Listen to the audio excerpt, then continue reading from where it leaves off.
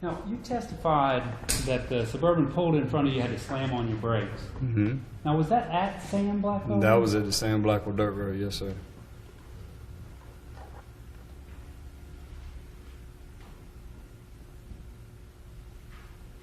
Now, did you tell Lieutenant Creature that you were driving down Highway 96 with the Suburban in front of you, and as you approached Sam Blackwell Road, you saw the Suburban turn on its left blinker?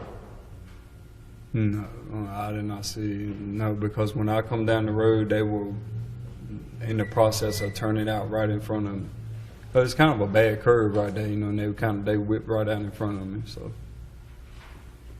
Did you tell Lieutenant Creature that as you saw that left turn signal come on, that you mentioned to Josh Boyd, who was in the car with you, something along the lines of, now why is that clean vehicle going down a dirt road? No, I mean, I don't recall that. No. You don't recall saying that? No. And you don't? No.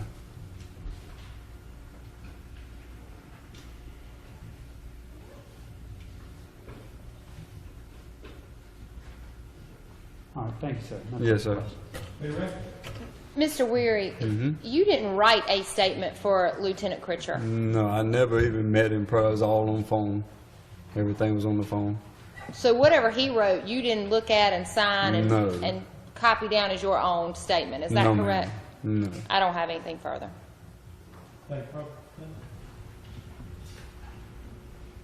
No, sir. Mr. Weary be released from his subpoena.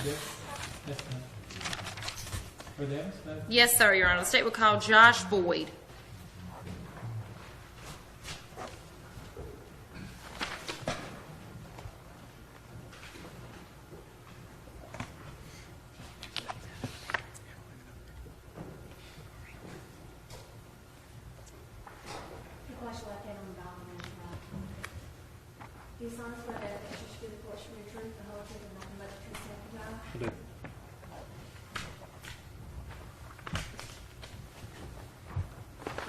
Will you please state your name for the court? Joshua Paul Boyd. And Mr. Boyd, where do you live? In between Oxford and Berea. And have you ever lived in that part of the county? No. How long have you lived in Granville County? My whole life. Do you know Michael Weary? Yeah. How do you know him? He's my brother-in-law. And where do you work, sir? Precision Automotive. And do you own that? Yes. Do you own it with Mr. Weary? Yes, ma'am. Are you an auto mechanic? Yes, ma'am. I know you don't live in the Cornwall community. Are you familiar with the Highway 96 area, the Cornwall area of Granville County? Oh, yeah. You know where Mr. Weary lives? Oh, yeah. I've been up that road many times before I even met Mr. Weary. And do you guys hunt frequently up that way? Yes, ma'am. May I approach the witness, Your Honor? Yes, ma'am.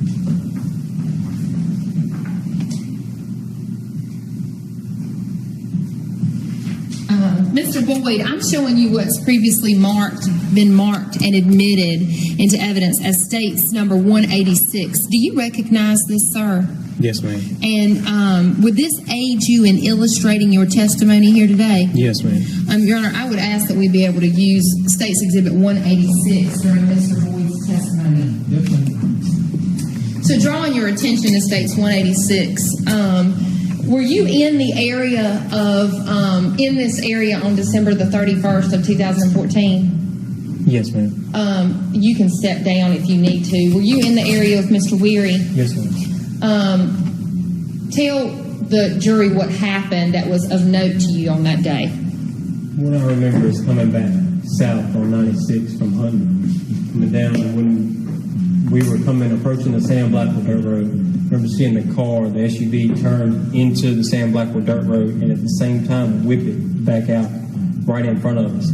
The reason I remember the statement is because when we were coming back down, they were going really, really slow, not fast at all. And Michael made the comment about they got to be from out of town. I can't stand when people come up here and they can't find their way because they were going extremely slow, just taking them. And they had pulled blatantly back out in front of us. And when they approached, I didn't know Jerome and them. I didn't know whose house it was as far as who it was, but I remember them slowing down. And then when they got to it's a white picket fence on the right side when you're going south. That's where they pulled over at when they went off the side of the road, and we went past them to turn left into Michael's driveway. And so when you say that you saw, what kind of car did you see? It was a white Tahoe Suburban. It was a white Chevrolet SUV. And so you were coming down Highway 96, is that correct? Yes, ma'am. And when you say they turned and whipped around, describe, I'm going to show you this, describe exactly what you mean. If this is the Sam Blackwell Road to the right, and that's Highway 96 there down the middle, just show what you mean by that. I mean, they would because it's almost like they made a U-turn, because the road is not exactly like making a right-hand turn, so it's easy to whip it around in there, because you don't, I mean, the road's wide, it's a dirt road, and you can just turn around. So when they turned up in there, it was almost like a continuous move. It never stopped to stop, check, see whatever. They just come right on out like they had, something else on their mind, or, just not even paying attention to what was coming in the oncoming traffic. And as they were, in your words, whipping around, were they then heading south on Highway 96? Yes, ma'am. And at that exact moment is when you and Mr. Weary pulled up? Yeah, that's when we were right behind them. Okay. And you say, and so what happened next? Then, like I said, we were coming down, and they were going at a slow rate of speed, slower than probably 10, 15 miles an hour. Like they were completely lost.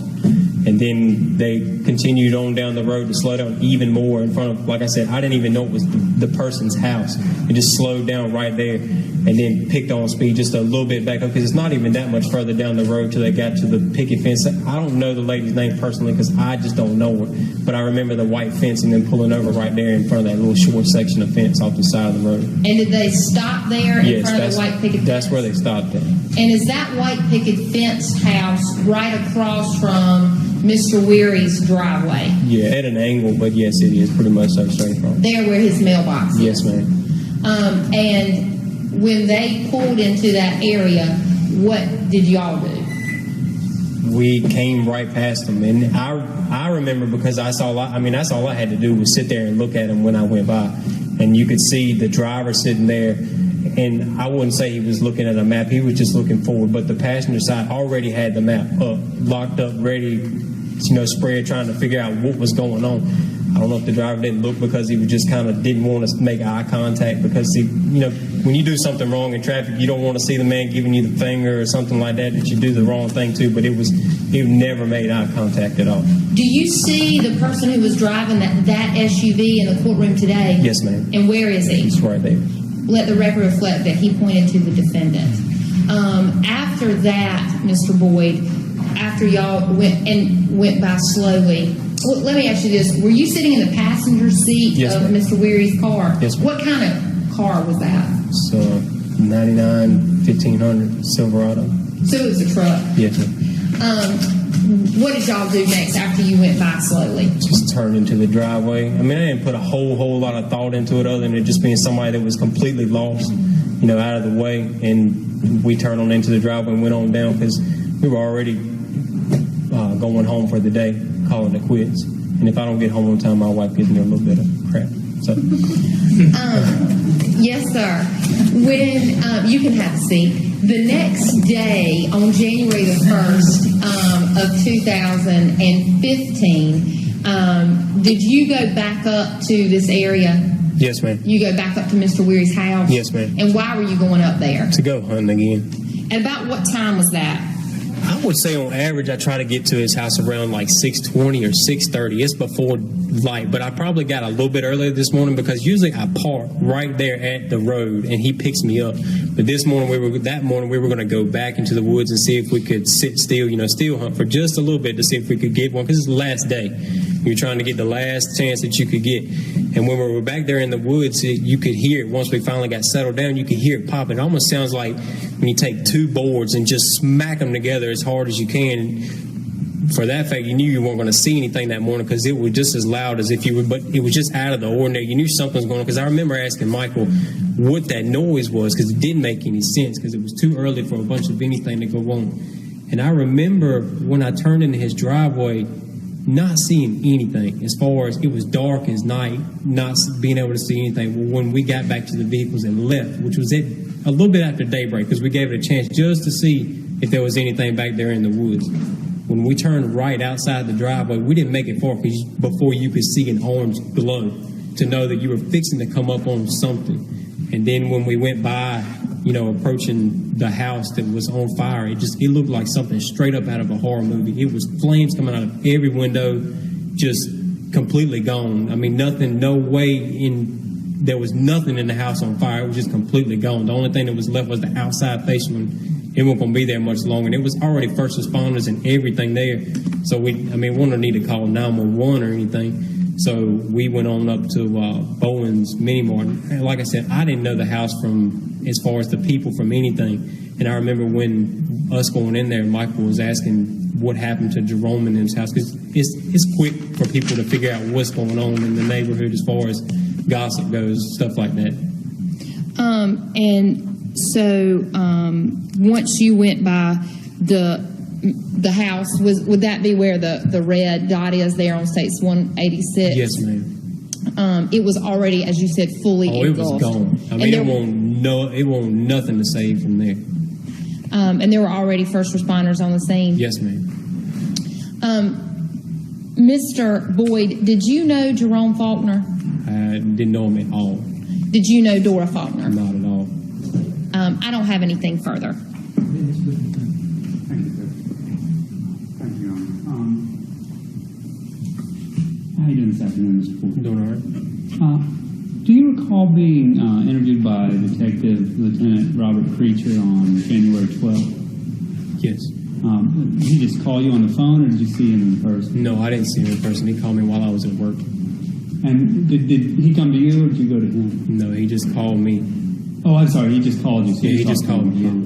Were you ever interviewed by any other law enforcement? No, that was it. That was the last I heard of it till this part, right? This very time. So no one ever went to you and asked you if you could identify the driver or showed you any pictures or anything? No. Did you have a conversation with the district attorney at some point where you told her you knew who was driving that car? As far as being as a meeting with her, yeah, because the only reason that I can tell you is because I remember what he looked like, and when they showed the pictures on the news of the following, after they got into everything, I immediately recognized the driver and all. So when you saw it on the television? Yes. And you saw a picture of Mr. Eric Campbell on the news. And what did he look like in those pictures? He's probably a little bit more clean cut and everything than he was then by a long shot. Did he have bruises on his face? No, I can't say that anything as far as having bruises or anything. Did you see a picture of his father, Mr. Edward Campbell? Yes. Were you able to see the other person in the car? As far as the passenger side, I can tell you that he had facial hair and a little bit rough cut or whatever, but I mean, as far as him, the map kept me from being able to see, like when we went by his face. I mean, he had it kind of in a circular shape, not hiding his face, but it kept me from getting any more of a view to it.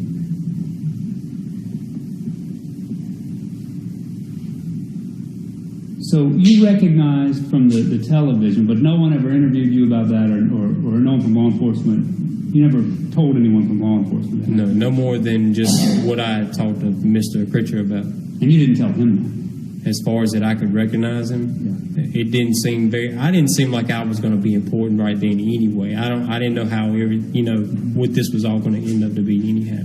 Sure, and I'm not trying to say you did anything wrong. I'm just trying to ask you if that happened. But so sometime when you were preparing for your testimony, you met with the district attorney, and that's when you told him you could identify. Yes, sir. Right? And when was that? The date? I mean, was it yesterday? Was it months ago? No, it was a while back. I couldn't tell you exactly when the date was because if my life now just seems like it's a blur anyway. So I mean, days, weeks, whatever. But it was a while back anyhow. So, I mean, was it this year? Yes, sir. It was this year. So it wasn't back in... No, it wasn't back in 2015.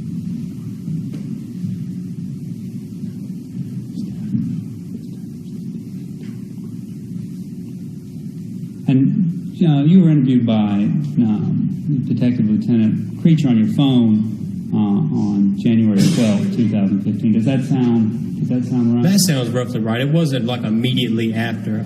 It was probably that much time in between when I talked to him about it. It was a week or two later. Yeah, probably so.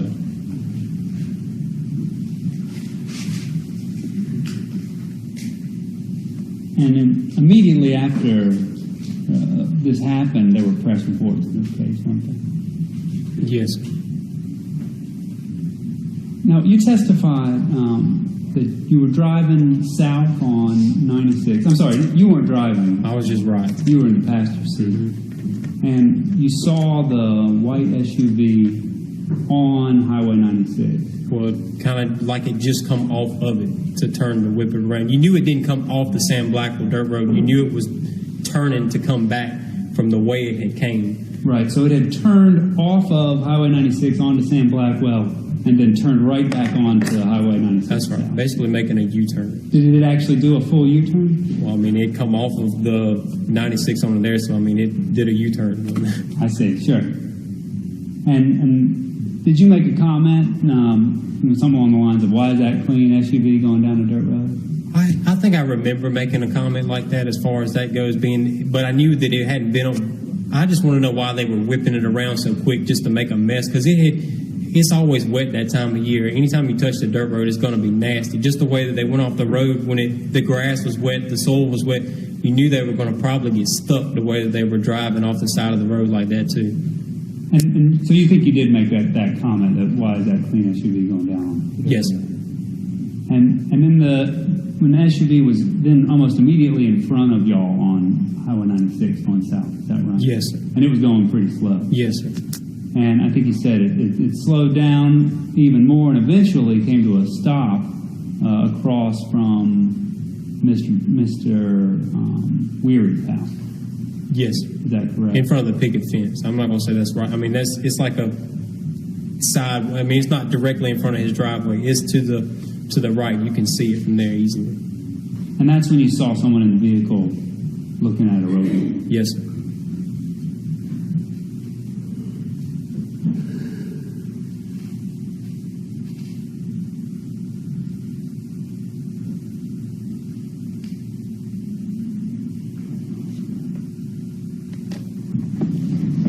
One moment.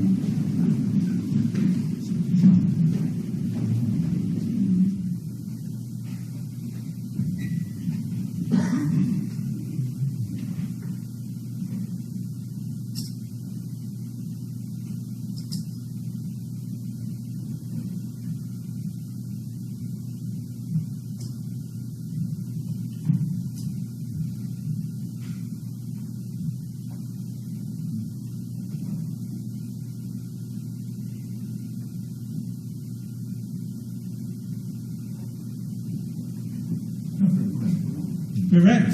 Nothing further, Your Honor. Thanks, sir. You can. Ask that Mr. Ward be released from his subpoena. You good? No. No, you're right. Ladies and gentlemen, we're going to take our afternoon recess at this point during this time. It is Any kind of impression about whether or not they had guns in their house, or did you know about whether they had a gun in their house? I wouldn't have known. No. Okay. The next day, can you tell us about that morning? Early that morning, we were still in bed and we heard sirens and a lot of traffic going up the road. So my husband got up and looked out the window and he could see all of this smoke from our house in the area of Jerome and Dora's house. So he and my son got out and drove up there on the truck.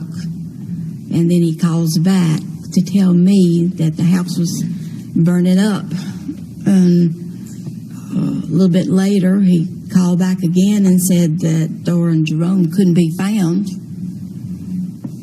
And I stayed at home most of the day because people started calling our house to find out what was going on. And I called a couple of the relatives of Dora's to let them know. And some of them came on up right away to the house, to Dora and Jerome's.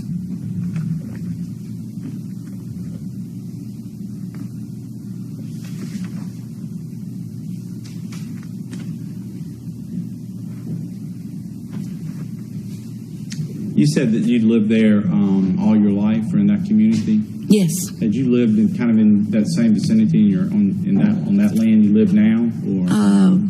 just one house back, which was more or less across from where Sheila Bone lives. It's a bungalow type house. It's right at the driveway where Tanya and Michael live. You turn there at that old store that says Grand Ole Opry Store, and there's a house right next to it. That's where I grew up.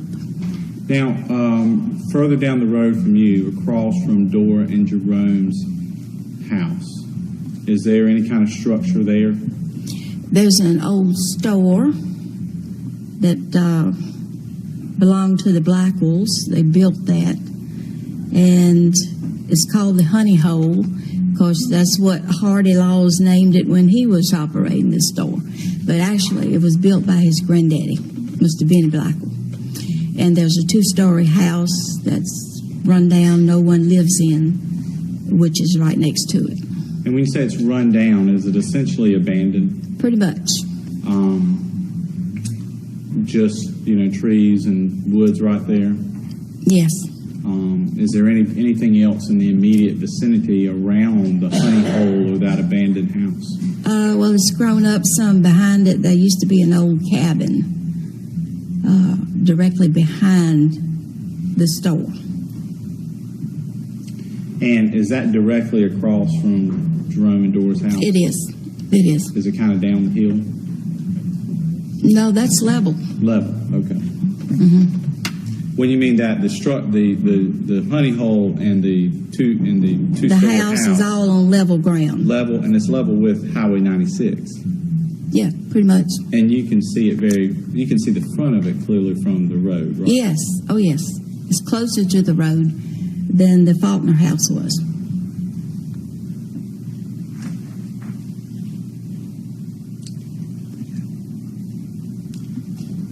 Ms. Owens, I don't have any other questions for you. Okay.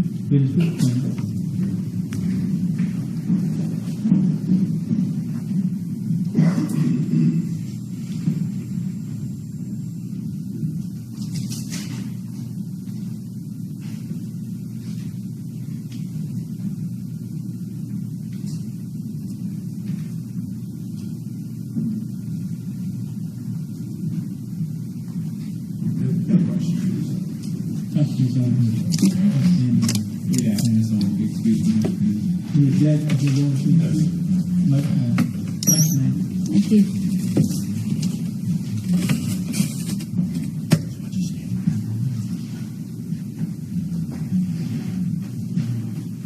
John Slagle, And Mr. Slagle, where do you live? Virginia, South Boston, Virginia. South Boston, Virginia. Now, where do you work? Virgilina, Virginia. Now, where is Virgilina relative to Oxford, North Carolina? About 18 miles north of us here. Okay. Is it up Highway 96 north? Yes, sir. And Virgilina, where is that relative to the Virginia border? We're right on the border. And we say right on the border goes through town. Yes, sir, so to speak. I'm about 100 yards, 200 yards north of the state line at Okay. the crossroads up there. And when you say north of the state line, literally you're kind of in the middle of the town, Yes, and there's a state line runs right through it. pretty close to it. Yes, sir. All right. What do you do in Virgilina? I run the Slagle's Virgilina convenience store in town there. And how long have you been doing that? Almost 4 years now. Now, what did you do before you ran the Slagle's Virgilina convenience store? I sold fire trucks for Slagle Fire Equipment Company in South Boston, Virginia. Okay. Did you sell one by chance to Cornwall Volunteer Fire Department? Oh, yeah, we did a lot of business in Cornwall, yes, sir. Okay. Did you know Jerome Faulkner? I knew him by sight. My father knew him very well, yes. And why would your father know him? Well, my father, he started our company in the early 60s, and when Cornwall started, they worked together a lot, Mr. Faulkner. Okay. Calling your attention to December 31st, 2014, do you remember that evening? Oh, very well. Okay. Can you tell us a little bit about the evening in general? Well, it was New Year's Eve, and we normally close about 9-ish. We decided to stay open. It's a family-owned operation. A little later because of New Year's Eve. And people would come in and ate, some of them fast, some of them slow. And that evening, somewhere around 8-ish or something like that, two gentlemen came into the store, an older one and a younger one. And did you recognize them? Oh, yeah. Well, did you recognize them when they walked into the store? Oh, no, I didn't know them then.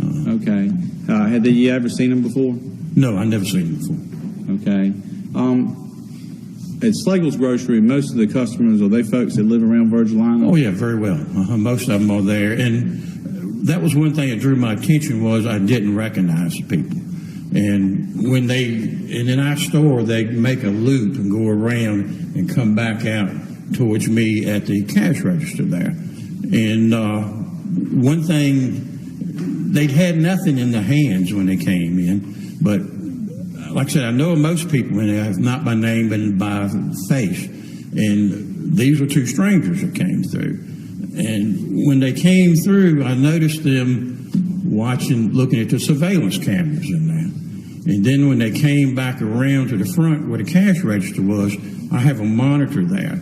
Well, while they were in the back there, I saw the father and son looked like they had a little conversation talking amongst each other.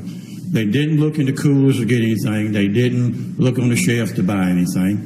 They came around to the front, and one of them, the daddy asked me, do you have a road map to West Virginia? And I said, no, most people around here know where they're at. And that kind of alerted me, they're not local. And I asked them, I said, where are y'all from? And they said, Texas. And there was a fellow behind me. We have a counter where you can eat lunch behind my cash register. And the people that... Who was that fellow behind you? There's a fellow named Jimmy Long or James Long behind me. Do you know him? I know him very well now, yes, sir. Okay. And what he had done, it was New Year's Eve, he had taken his coat off, and he has a concealed gun permit. And that pistol was showing on his hip. So when he took that coat off, the Faulkners that was in front of the counter, they could see over my... Did they introduce themselves? Sir? You said the Faulkners, but you didn't know that they were the Faulkners. No, I didn't know who they were then. But those two gentlemen, they could see Jimmy behind me with that pistol on his Well, let's slow back a second. They were in front of you at yes, the cash register, right? And Jimmy was behind you. Yes, sir. And are there booths that are lined up along the window there? Yes, that's right. And was Jimmy sitting in one of these booths or standing in front of them? After he took his coat off, then he sat down at one of those booths, and he was looking at those people. And when they said they were from Texas, Jimmy came up and says, oh, I got a cousin that lives in Texas. And he mentioned a town, and I thought they were saying Austin, Texas, at the state capital. When Jimmy asked him, well, do you know so-and-so? He's a cousin. And my imagination was saying, that's probably 1 million people in that town, Austin, the capital. So they, of course, they said, no, we don't know him, but we know where Austin's at. Okay. Well, so Jimmy's sitting, is he sat down at this point? He was sitting down and carried on the conversation with the father at that point. Okay. Now, where were they standing? They were standing in front of me. Okay. But they did something that nobody's done since then or before then. And I've got a cash register here. I have a counter in front of me. And the people who are buying goods are right here in front of me. And they would usually put that stuff right there in front of me. but they didn't have anything on the counter, but they wouldn't belly up to the bar, I guess you might say. They were backing off to where they could not be seen in that TV camera, because I looked up at my monitor and I couldn't see them. And that was real strange. So strange, like I said, it's never happened before, never happened since then. Now, did they purchase anything?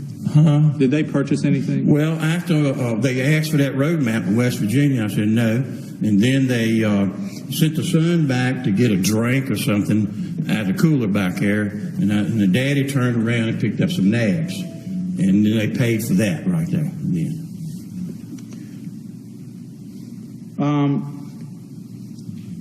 Did you think much more of that later that evening? Did I do what? Did you think anything more of that after they left? I thought it was strange they didn't come up to the counter. That was really strange to me. And because if you're standing 2 foot from the counter, how are you going to pay us anything? You know. And so I thought that was really strange. It kind of worried me a little bit. Now, you mentioned the time. You said you were open late that evening, but did what time? Was it dark by the time? It was dark. It was New Year's, so you got a short day.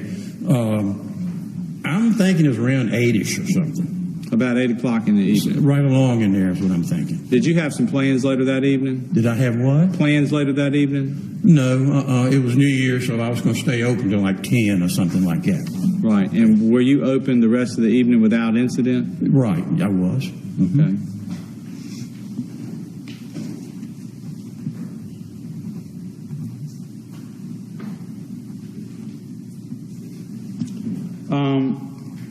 Did you get contacted by somebody from the Granville County Sheriff's Office at some point? Yes. Did they ask you to retrieve your video camera? Yes, they did, but the film's only good for like 30 days. It had been, that 30 days had expired, so I didn't have any video left up there. Okay. Did you talk to Bob Critcher? Yes, I did. And did he come and see you? Yes, he did, a couple times. All right. Did he ever have you sign anything? Yes, he did. He did, or did he write a statement? Well, I gave him, I think he wrote it up, but it was sent to me. But nothing was done then, but he was taking notes when we was talking. Okay, so you never reduced anything to writing then? I didn't, no. No.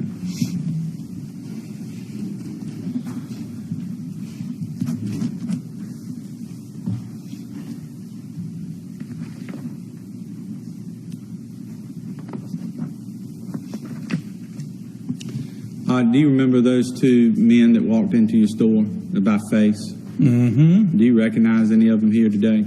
I see one right there, and I feel like the father walked in here today, I could see him too, because I had a conversation with him for several minutes there, and it was about some stuff we'd never just talked about before, taxes and stuff like that. And you've seen him on the television since then? Oh, yeah, since then, yes, sir. Okay.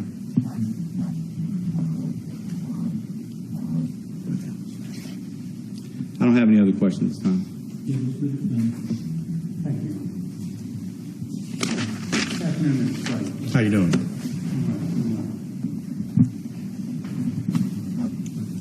Now, your testimony was around 8 p.m. or so, the father and son came into the school. Yes, sir. Right? Yes, sir. Are you sure about that time, or is that just a kind of time? It was in that ballpark area. Yeah. Yeah, I can tell you it was dark, but I still had a little while yet to run the store. Could it have been as early as 6 o'clock? I'm sorry, I can't hear you. Sorry. Could it have been as early as 6 o'clock? I don't think so. No, no. Mm-mm.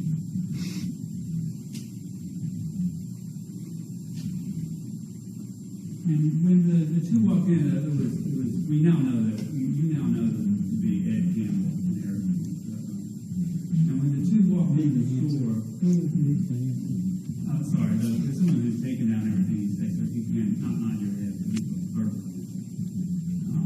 I'll re-ask my question. The two people you saw in the store, we now know you now know them to be Ed Campbell and Eric. Is that right? Yes, sir. And you said you talked with the father. Yes, sir. That would be Ed Campbell. That's who you the father. I talked to the father. Yes, sir. And what did y'all talk about? Well, where he was from, because it was so by that time, like I said, I've known most people in there at that point, if not by name, by face. And when they asked for that road map, I thought that was so strange. That's when I started asking, well, where are y'all from? And they said Texas. You know, they weren't trying to hide anything right there at that point. When you say they, do you mean Ed Campbell? Both of them were talking. They were both talking. Uh-huh. And I think you said during your testimony that the daddy asked for a road map for West Virginia. Yes, sir. And during that conversation, after you told him that you didn't have a map, that's when the daddy sent the son to go get a drink. That's right. He told Ed Campbell told Eric to go get some sort of beverage. Go buy something. Do you remember what exactly that was that he told him to get? It was a Coca-Cola or Pepsi or something like that. Yeah. And while Eric was getting that drink for his dad, he said Ed Campbell got some nabs or something. He was looking for a map. We don't sell maps. No, I'm sorry, some nabs. Oh, nabs. Yes, sir. Uh-huh. And then it was the daddy that paid for that. Yes, sir.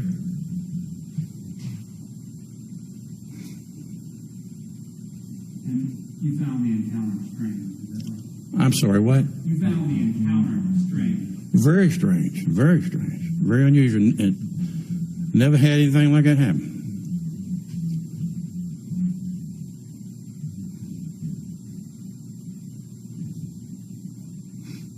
It's strange enough to put your hair up on your head.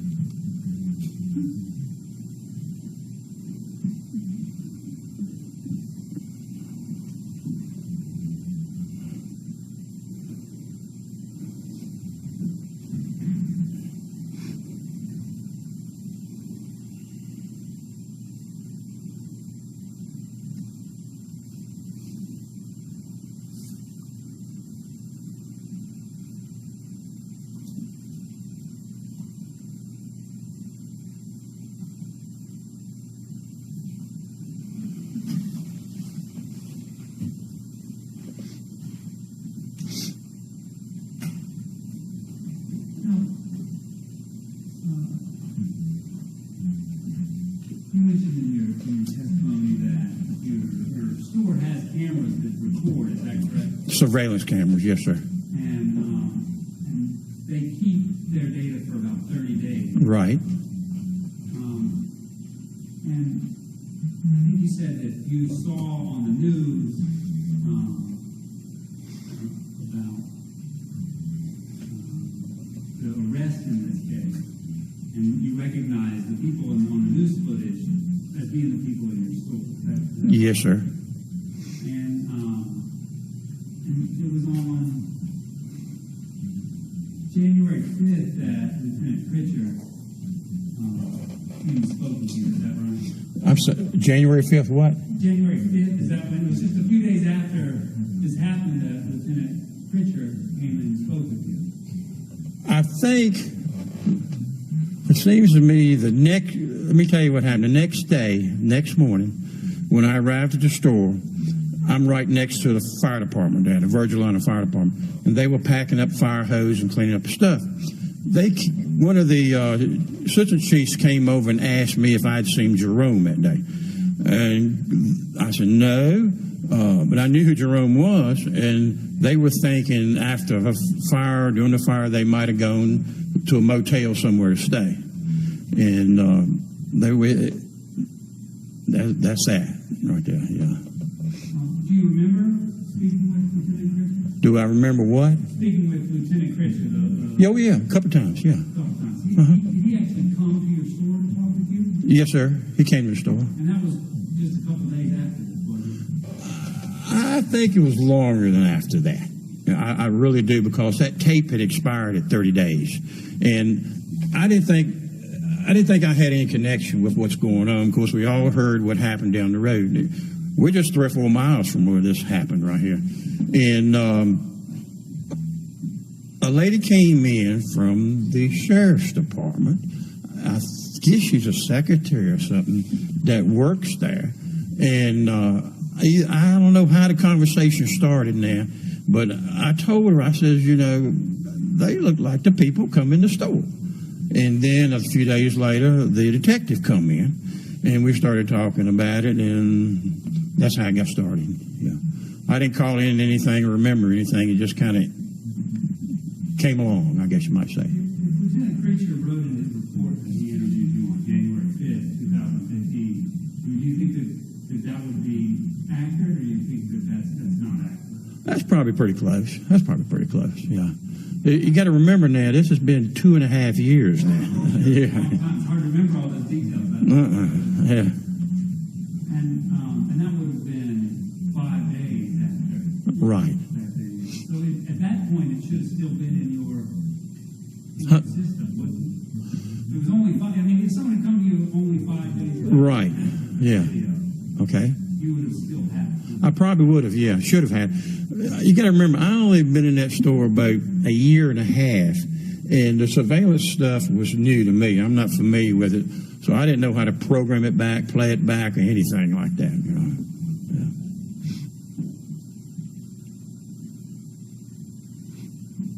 And so that surveillance was never provided to any employees. Nope. But one thing they did do that nobody's done since then or after that, they went through the store pointing at the cameras.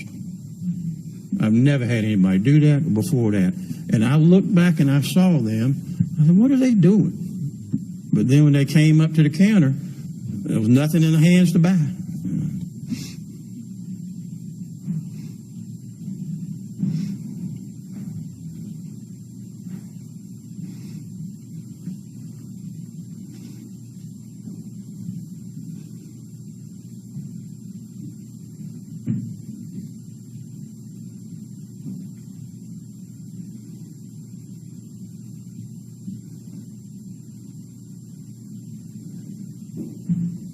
Now, Jimmy Long, the customer that was in the store during that time, he also had a conversation with the... That's right.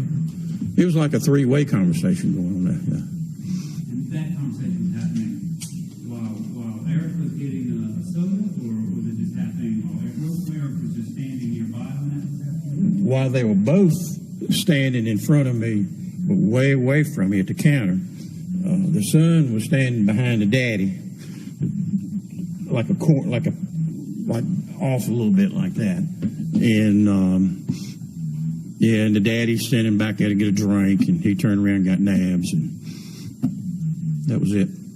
You know, and they walked by all this stuff that they could have purchased at that point, but they didn't. They went back and got it.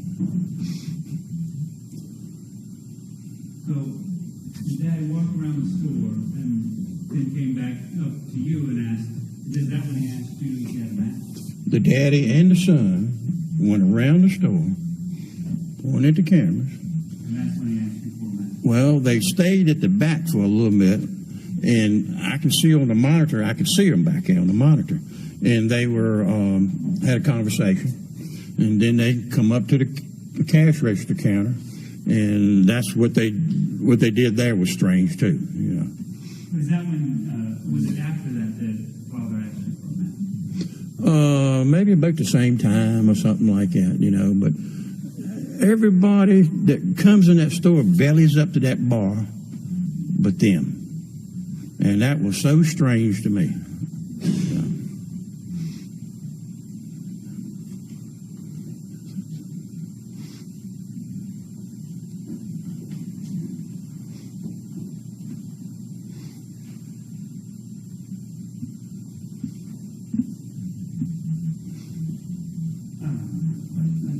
Sir? No questions. Thank you. Okay. Yes, Your Honor. Mr. Slade, you said that Vice Pritchard came and talked to you on about January 5th, is that? Somewhere along in there, yeah. And that you got a copy of what he wrote down and signed, sent to you. That's right. You didn't bring it to court today, did you? No, I didn't. But would it help you in answering the questions that Mr. Durham has as he's reading off of it? If you had a chance to look at that statement? I have. Well, can I approach and let you see it? Well, sure. Yeah, may I approach, Your Honor? Mr. Slagle, I'm approaching you with a piece of paper that's marked as State's Exhibit 188 for identification purposes. I just want you to sit there, take a second, and look over that, and just take a minute and read it silently to yourself.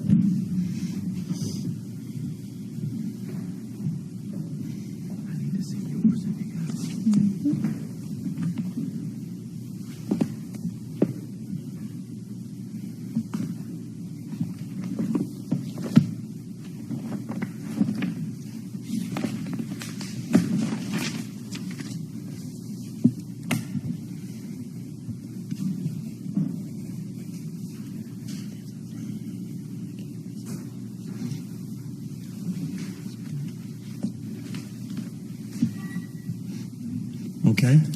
And does that fairly and accurately you think Yes, sir. reflect what you told him? Yes, sir. And you didn't sign this No. because, like you said, you just talked to him, Mm-hmm. and he wrote this down. Yes, sir. But if he wrote there was a monitor in front of the cash register and it timed out after 72 hours, do you think since that was closer in time to when you said that that's probably accurate? That's probably accurate. Yeah, like I said, I'm not familiar. I wasn't familiar with that unit, and since then it's gone on the blink, and we had to replace it. You know, Was it an older unit? it was an older unit. Yeah, Was it there when you bought the store? it was. Did you allow the sheriff's department access to the camera system?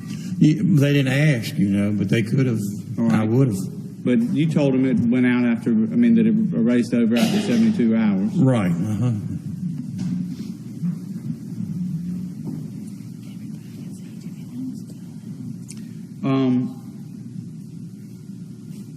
You mentioned Jimmy Long took off his jacket. Could you see his gun before he took off his jacket? Yeah, right on his hip. Had a big 9mm pistol there.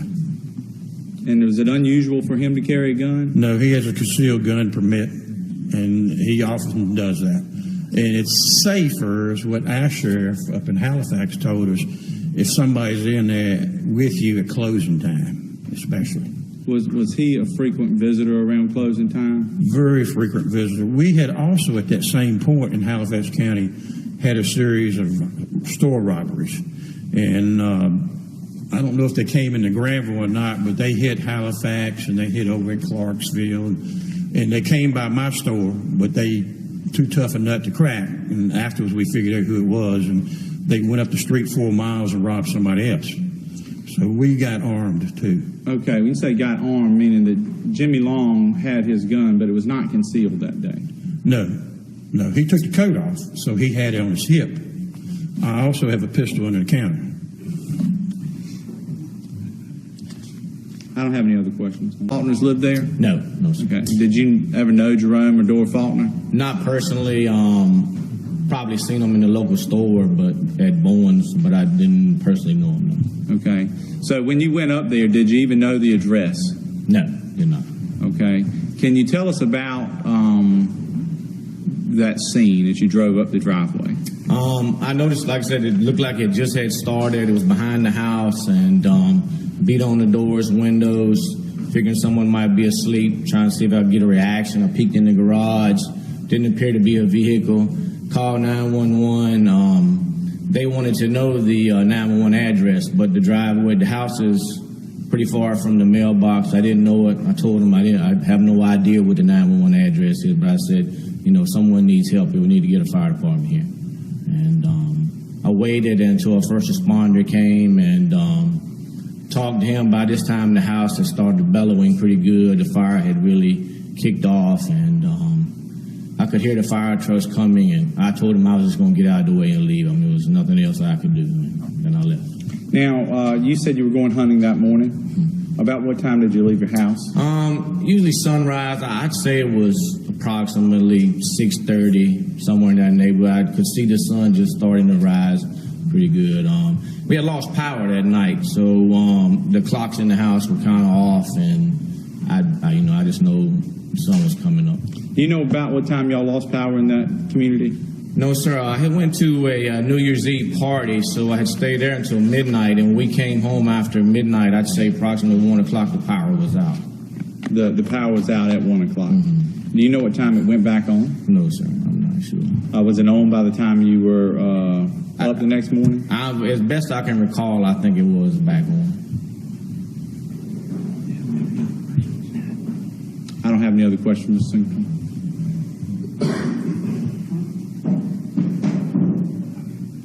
Thank you, Your Honor. Good afternoon, Mr. Singleton. Yes, sir. I just want to be clear.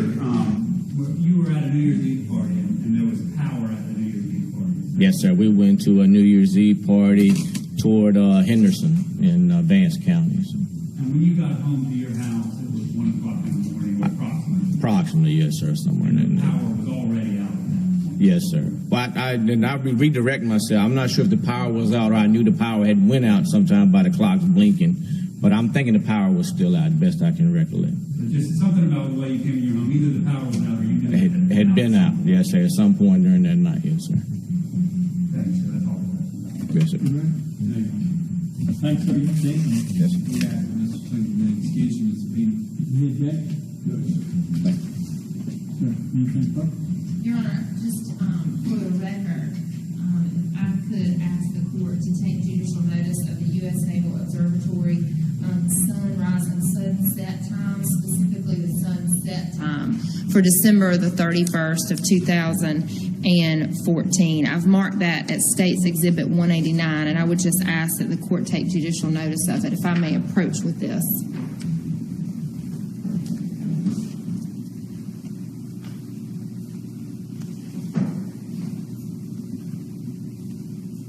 If I may approach, Your Honor. This appears to be the chart of the whole year.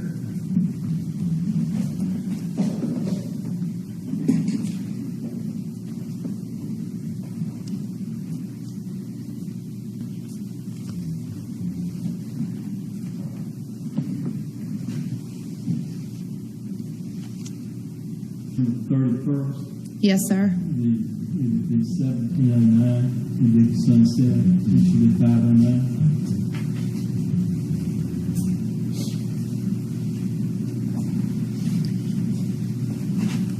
And we don't have another witness. It's only going to take 10 minutes at this point. Ladies and gentlemen, we'll take our evening recess at this point for you. Please leave your notebooks and your seats. And with that, ladies and gentlemen, I'll excuse the 18 of you. Ask that you return and assemble in the jury room tomorrow morning at 9:30. That's